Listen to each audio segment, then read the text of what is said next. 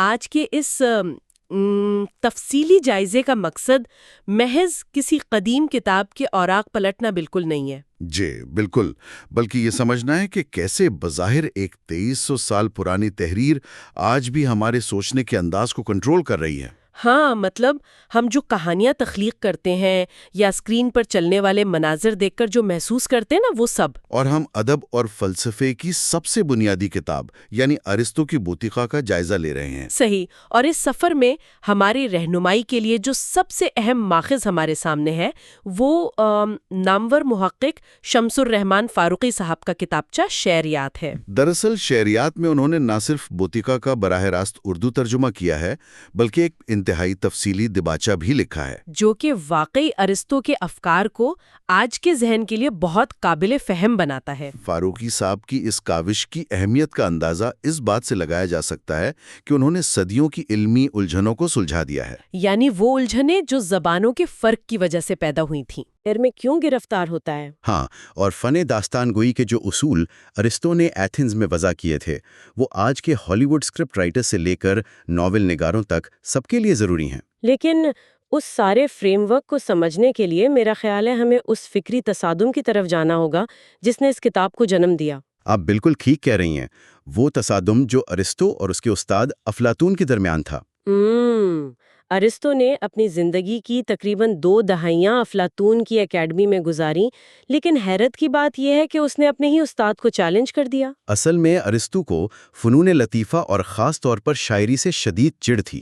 ہاں، اور اس کا وہ تصور جسے عالم آیاں یا ورلڈ آف آئیڈیاز کہا جاتا ہے، وہ اس بات کی بنیاد تھا کہ یہ مادی دنیا محض ایک دھوکہ ہے۔ افلاطون کا ماننا تھا کہ اصل اور کامل حقیقت ان مثالی تصورات کی دنیا میں ہے جو ہماری آنکھ سے اوجھل ہے۔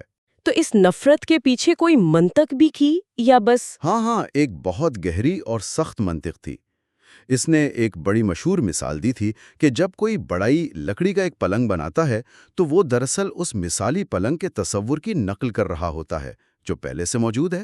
یعنی مادی دنیا کا پلنگ حقیقت کی پہلی نقل ہو گیا۔ بالکل، اور پھر جب کوئی مصور کینوس پر اس لکڑی کے پلنگ کی تصویر بناتا ہے تو وہ کیا کر رہا ہے؟ وہ تو پھر نقل کی بھی نقل کر رہا ہے۔ یہی افلاطون کا استدلال تھا۔ یوں مصور یا فنکار اصل حقیقت سے 3 درجے دور ہو جاتا ہے۔ تو افلاطون کا مطلب تھا کہ فنکار انسان کو سچائی کے قریب لے جانے کے بجائے اسے مزید اندھیروں میں دھکیل دیتے ہیں۔ ایسا ہی ہے، اور اسی فلسفے کی بنیاد پر افلاطون اپنی اس مثالی ریاست میں سے شاعروں کو نکال باہر کرنا چاہتا تھا۔ اس کا ماننا تھا کہ یہ فنکار عقل کے بجائے انسان کے جذبات کو بھڑکاتے ہیں، جو کہ معاشرے کے لیے خطرناک ہے۔ لیکن یہاں یہ سوال تو پیدا ہوتا ہے کہ ارسطو، جس نے 20 سال وہاں تعلیم پائی، اس نے شاعری کا دفاع کیسے کیا؟ میں بھی یہی سوچ رہی تھی۔ ارسطو نے یقیناً محسوس کر لیا تھا کہ شاعری کوئی ایسا کام کر رہی ہے جو عام حقیقت نہیں کر سکتی۔ بالکل، ارسطو نے اپنے دفاع میں کوئی جذباتی بات نہیں کی، بلکہ ایک خالص سائنسی اور منطقی استدلال دیا۔ اس میں ثابت کیا کہ فن محض کسی بے جان چیز کی اندھی نقل نہیں ہے۔ ہاں، اور اس نے افلاطون کی اس بات کو مسترد کر دیا کہ فنکار سچائی سے دور لے جاتا ہے۔ تو پھر ارسطو کے نزدیک فنکار کرتا کیا ہے؟ ارسطو نے کہا کہ فنکار بکھرے ہوئے انسانی اعمال اور زندگی کے بے ہنگم واقعات کو ایک ترتیب دیتا ہے، اور ان کے اندر چھپی ہی ایک بڑی سچائی کو سامنے لاتا ہے۔ بالکل، اور ارسطو کے اسی جواب نے تنقید کے لیے وہ بنیاد فراہم کی جس پر آج تک بحث جاری ہے۔ اب اس بحث کے اردو تک پہنچنے کا جو سفر ہے وہ خود کسی سنسنی خیز کہانی سے کم نہیں ہے۔ ہاں، فاروقی صاحب کے دیباچے کا وہ حصہ بہت دلچسپ ہے جہاں وہ اس متن کی تاریخ بیان کرتے ہیں۔ یہ کتاب 4 صدی قبل مسیح میں یونانی میں لکھی گئی اور اس کا پہلا سفر شامی زبان کی طرف ہوا۔ اور پھر شامی سے یہ عربی میں منتقل ہوئی جہاں ابن رشد جیسے عظیم فلسفی نے اس کی شرح لکھی۔ یعنی مشرقی دنیا کو ارسطو سے متعارف ابن رشد نے کروایا۔ جی، اور پھر عربی سے یہ علم لاطینی زبان کے ذریعے یورپ پہنچا، وہاں سے انگریزی میں، اور پھر جا کر اردو تک اس کی رسائی ہوئی۔ یہ تو ایک طویل ریلے ریس کی طرح ہے، اور اس میں الفاظ کے معنی بھی تو بدلے ہوں گے۔ ظاہر ہے اس لسانی منتقلی نے متن میں کئی پیچیدگیاں پیدا کیں۔ لیکن فاروقی صاحب نے بڑی دیانتداری سے ان پیچیدگیوں کو سلجھایا ہے۔ اس کی سب سے بڑی مثال وہ یونانی لفظ میمیسس ہے، جس پر ارسطو کے نظریے کی پوری عمارت کھڑی ہے۔ ہاں، انگریزی مترجمین نے اس کے لیے امیٹیشن کا لفظ چنا اور اردو میں اسے نقل یا محاکات کہہ دیا گیا۔ لیکن فاروقی صاحب اس بات پر زور دیتے ہیں کہ نقل کا لفظ ارسطو کے اصل مفہوم کے ساتھ بڑی زیادتی ہے۔ یہ بات سمجھ میں آتی ہے کیونکہ جب ہم اردو میں نقل کا لفظ سنتے ہیں تو ذہن میں ایک مشینی عمل آتا ہے۔ جیسے فوٹو کاپی مشین کاغذ کی کاپی نکال دے یا کوئی بندر کی طرح نقل اتارے۔ ہاں، اس میں تو روح یا تخلیق کا کوئی دخل ہی نہیں ہے۔ ارسطو کا میمیسس تو اس سے بہت آگے کی چیز ہے۔ ارسطو کے نزدیک یہ ایک انتہائی باشعور اور تخلیقی عمل ہے۔ مطلب جب فنکار کسی واقعے کی نکالی کرتا ہے تو وہ کیمرے کی طرح اسے ریکارڈ نہیں کرتا۔ نہیں، بالکل نہیں۔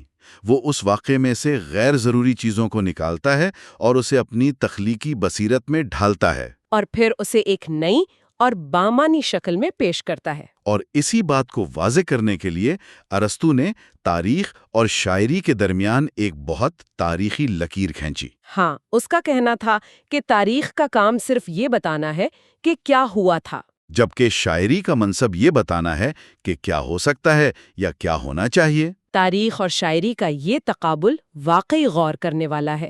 تاریخ تو حقائق اور تاریخوں کی بیڑیاں پہنے ہوئے ہیں۔ بالکل، فلاں جنگ فلاں سال میں ہوئی، فلاں بادشاہ نے یہ کیا، یہ سب محسوس حالات ہیں۔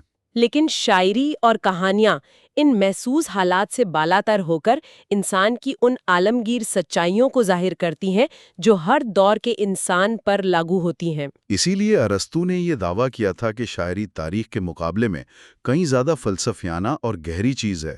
تاریخ ایک واقعے تک محدود رہتی ہے، جبکہ شاعری اس عالمگیر سچائی تک جاتی ہے کہ ایک انسان خاص حالات میں کیسے سوچتا ہے۔ ارسطو نے افلاطون کو جو سب سے مسکت جواب دیا وہ یہی تھا کہ فنکار سچائی سے 3 درجے دور نہیں ہوتا، بلکہ وہ بکھرے ہوئے حقائق کو اکٹھا کر کے انہیں ایک ایسی مربوط شکل دیتا ہے جو عام انسان کو سمجھ آ سکے۔ وہ سچائی کا پردہ چاک کرتا ہے، اسے چھپاتا نہیں۔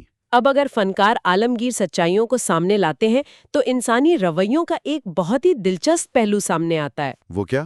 اگر ہم عام زندگی میں دیکھیں تو ہم سب دکھ اور تکلیف سے بھاگنا چاہتے ہیں، ہے نا؟ بالکل، کوئی بھی دکھی نہیں ہونا چاہتا۔ لیکن جب ہم سنیما میں بیٹھے ہوتے ہیں تو ہم خود پیسے خرچ کر کے ایسی عالمیہ کہانیاں یا ٹریجڈیز دیکھتے ہیں جو ہمیں رلا دیتی ہیں۔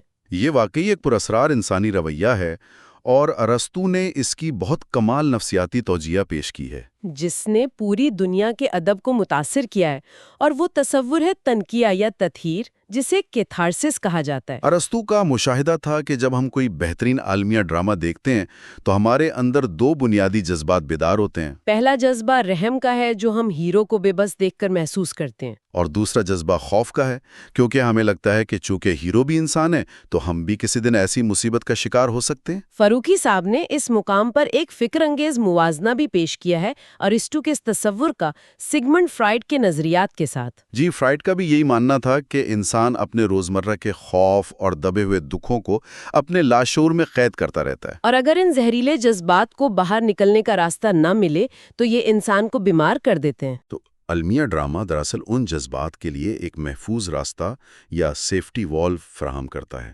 یہ تو ایک جذباتی سرجری کی طرح ہو گیا۔ بالکل، ارسطو اور جدید ماہرین نفسیات دونوں متفق ہیں کہ ڈرامے کے دوران بیدار ہونے والے رحم اور خوف کے جذبات اندر کی زہریلاکی کو باہر نکال دیتے ہیں، اور اس کے نتیجے میں انسان کا ذہن ایک سکون اور جذباتی صفائی محسوس کرتا ہے۔ یہی وجہ ہے کہ ایک انتہائی دکھی فلم دیکھ کر نکلنے والا شخص اندر سے خود کو ہلکا محسوس کرتا ہے۔ ڈرامہ اس کے لیے محض تفریح نہیں بلکہ ایک نفسیاتی علاج ہے۔ لیکن اس علاج کے کارگر ہونے کے لیے کہانی کے ہیرو کا ایک خاص سانچے میں ڈھلا ہونا بہت ضروری ہے۔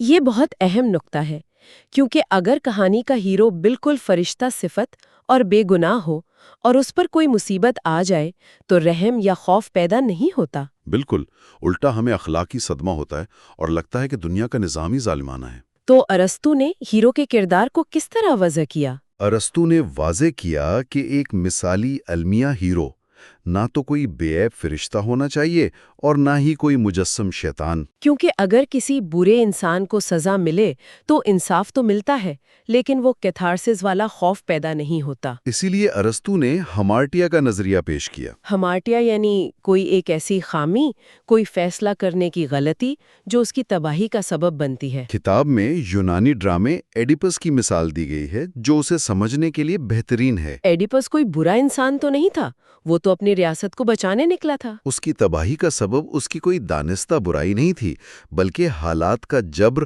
اور حقائق سے اس کی لا علمی تھی۔ اس نے نادانستگی میں اپنے باپ کو قتل کیا اور ماں سے شادی کی، اور جب سچ سامنے آیا تو وہ تباہ ہو گیا۔ یہ کردار اس بات کی دلیل ہے کہ ہم کسی کردار کے ساتھ اپنائیت کیوں محسوس کرتے ہیں۔ جب ہم ایسے ہیرو کو دیکھتے ہیں جس کی تباہی اس کے اپنے غلط فیصلے سے ہوئی تو ہم اس میں اپنا عکس دیکھتے ہیں۔ ہم محسوس کرتے ہیں کہ اگر ہم سے ذرا سی چوک ہو جاتی تو ہم بھی تباہ ہو سکتے تھے۔ یہی قربت وہ اصل جادو ہے جو کہانی کو زندگی کے تجربے میں بدل دیتا ہے۔ بوتیکا کے پہلے اور دوسرے باب میں ارسطو اس نمائندگی کے مختلف طریقوں پر بات کرتا ہے اور اس کی تکنیکی گرفت بہت مضبوط ہے۔ ظاہر ہے ہر فنکار کا سچائی پیش کرنے کا ذریعہ الگ ہوتا ہے۔ مجسمہ ساز پتھر تراشتا ہے، مصور رنگ استعمال کرتا ہے، لیکن شاعر اور موسیقار جن ذرائع سے نکالی کرتے ہیں وہ آہنگ، زبان اور ہم آہنگ بھی ہیں۔ اور ان ذرائع سے شاعر ان انسانوں کی عکاسی کرتا ہے جو حالت عمل میں ہوتے ہیں۔ اور اس کے 3 نمایاں طریقے ہیں۔ یا تو فنکار انسانوں کو حقیقت سے بہتر اور عظیم بنا کر پیش کرتا ہے، جیسے رزمیہ شاعری میں، اور دوسرا طریقہ اس کے الٹ ہے، جہاں انسانوں کو احمق اور کمتر دکھایا جاتا ہے، جو کہ کامیڈی کی بنیاد ہے۔ تاکہ ہنسی پیدا ہو سکے۔ جبکہ تیسرا اور متوازن طریقہ وہ ہے جس میں انسانوں کو بالکل ویسا ہی پیش کیا جائے جیسے وہ ہیں۔ اور یہیں ٹریجڈی اپنے عروج پر پہنچتی ہے۔ یہ سب ثابت کرتا ہے کہ ارسطو نے فن کو ایک باقاعدہ سائنس کا درجہ دیا۔ اس نے بتایا کہ کہانیوں کی ساخت اور جذبات کا اتار چڑھاؤ کوئی اتفاقی چیزیں نہیں ہیں، بلکہ ان کے پیچھے ایک ٹھوس نفسیاتی نظام ہے۔ اور فاروقی صاحب کی شعریات کا مطالعہ یہ واضح کرتا ہے کہ یہ متن صرف تاریخ نہیں بلکہ ایک زندہ دستور العمل ہے۔ اس تفصیلی جائزے کا اگر ہم آج کی زندگی پر اطلاق کریں تو اس کی اہمیت بہت بڑھ جاتی ہے۔ کیونکہ ہم ایک ڈیجیٹل دور میں ہیں جو معلومات اور خبروں کے سیلاب سے بھرا ہوا ہے۔ ڈیٹا ہر طرف بکھرا پڑا ہے، لیکن اس شور میں ایک بامعنی کہانی ہمیں ان حقائق کو جوڑ کر ہمیں زندگی کا درست تناظر دے سکتی ہے۔ داستان گوئی معاشرے کو آئینہ دکھاتی ہے۔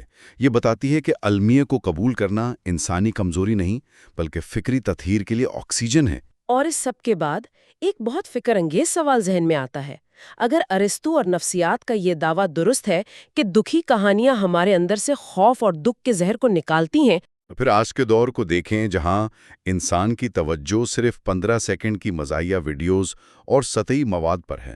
بالکل، ہم گہرے عالمیے سے دور بھاگ رہے ہیں، تو کیا ہم اپنے اندر کے خوف اور دکھی جذبات کو باہر نکلنے کا راستہ دینے کے بجائے لاشعور میں قید نہیں کر رہے؟